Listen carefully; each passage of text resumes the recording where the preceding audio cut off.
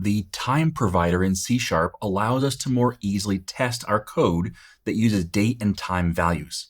Let's look at how to use this option as well as how to test our code that relies on the date and time. Now, for most of my training, I work to give an in-depth look at technology, so you have an understanding of when and why to use something, not just how to use it. But sometimes you just need that quick answer to the question, how do I do this? That's why I created this 10-minute training series. Now, what I've got for you is a pre-built demo. I'll give you the end code down in the description. Just go ahead and click on the link in there and it'll email you the completed code. So what we have here is two things. First of all, a console application. And in here I have a class called demos.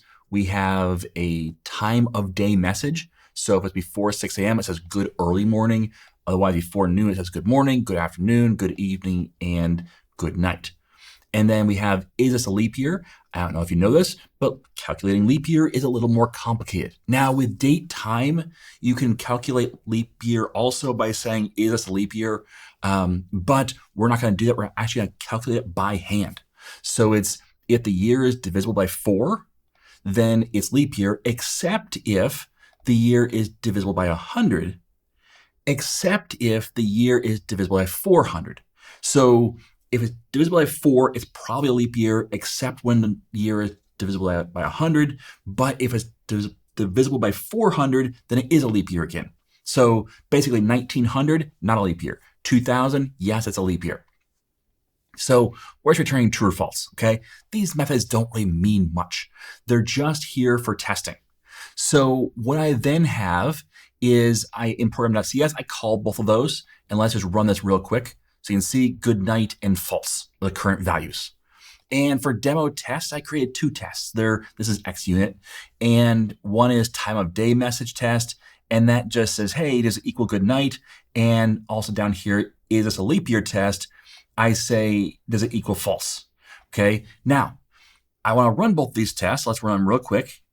And as you can see, I already run them once, and they both pass, which is deceptive because this would only work if you're in the correct time of day and on the correct year, true or false, right? So if I said, well, let's test for true, well, that's going to fail a test, and let's test for good morning.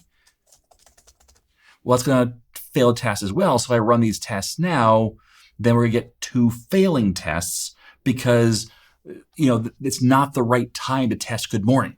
But that's a problem because we want to test, did the good morning message come across correctly? This is where what we do is we use a time provider to take in a time provider instead of using DateTime. So let's do that here in our demos, time provider, and we'll call this time. And we'll do the same thing down below here for, is this a leap year? Now, instead of datetime.now.hour, what we're going to do is say time.getLocalTimeNow.hour. So it's very, very similar.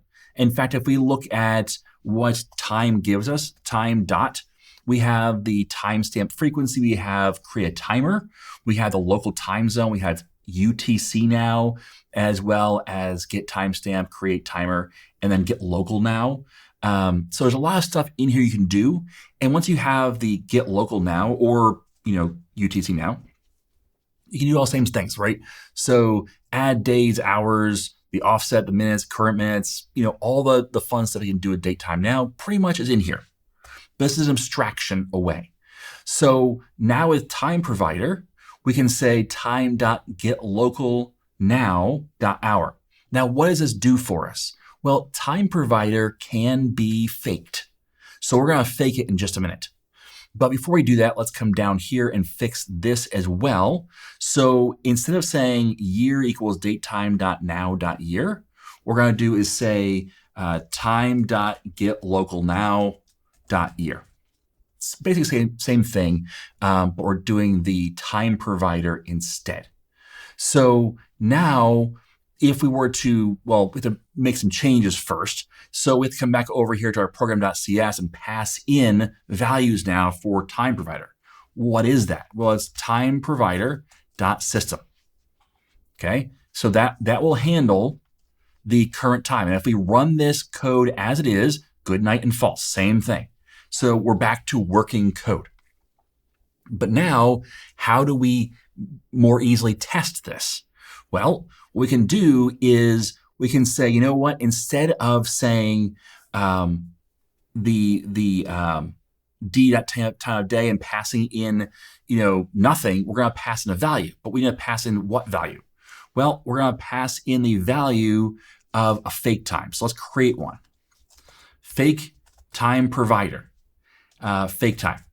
Now, if you're following along, you're like, wait, I don't have that yet. Yes, I added one NuGet package called Microsoft.extensions.timeprovider.testing. So this NuGet package right here is the NuGet package you want to add in order to get this fake time provider. And I can say equals new and pass in a value here. So I'm going to say DateTime offset dot now. That's what I was looking for, is a DateTime offset, right? So DateTime offset dot now would be right now. But what I want to say is add hours. And I'm going to say, let's do, how about 8? Okay, so DateTime offset is going to give me the date right now, right? But it's going to give me then add hours of 8. So it's going to start from today's date, but then add 8 hours to it. Almost, not quite. I'm going to say now.date. Missed that part. Okay, so just getting a date for right now. And that means just today's date. And we're going to add 8 hours. So it's going to give me the date as of midnight. And then we're going to add 8 hours, which puts us at 8 a.m., which means that when we test this, we're going to pass in a time that's 8 a.m., which should be good morning. So let's test this, and let's just comment out this for right now. So we can test just this one test, and we'll run this. And we get a green passing test because now we are saying good morning because it's 8 a.m. So now let's do the same thing here where we create fake time. And this is a bit more complicated. So we're going to say fake time provider, fake time equals new. And it's going to, when we say new, it's going to be asking us for, here, let's do this again.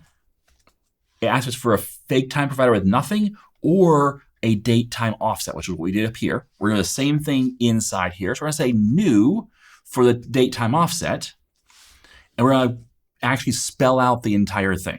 So let's say 20 or 2000, that's a leap year, and then we're going to say month and year or January 1st, it's fine.